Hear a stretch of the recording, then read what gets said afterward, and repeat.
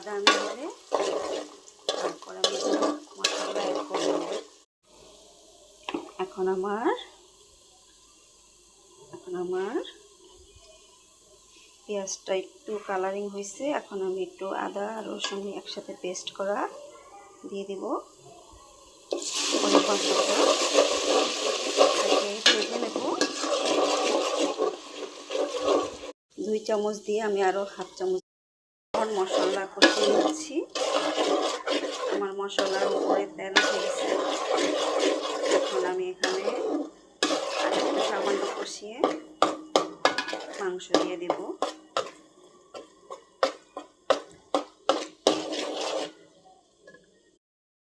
এখন আমি এখানে মাংসগুলো দিয়ে দেব। এক এক করে সব মাংসগুলো দিয়ে ভালোভাবে কষিয়ে নেব।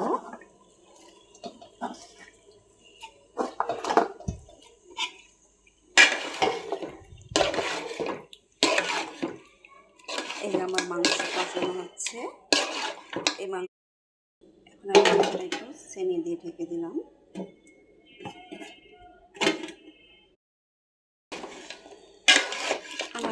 একটু নেড়ে চেড়ে দিব। নেড়ে চেড়ে দিয়ে মিশিয়ে নেব।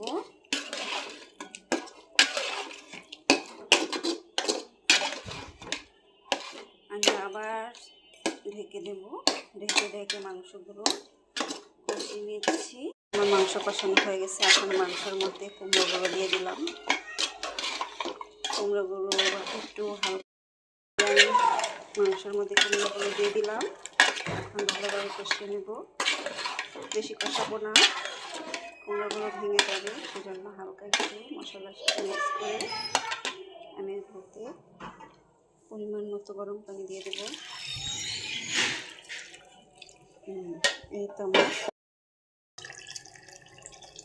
কুমড়োটা সিদ্ধ হচ্ছে। একটু ভালোভাবে পানি দিয়ে দেবো।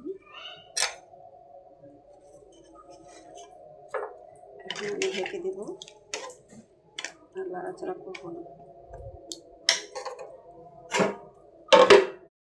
এই যে আমার মাংস রান্না হয়ে গেছে, কমপ্লিট রান্না। জিরা ফাঁকি দিয়া দিছি।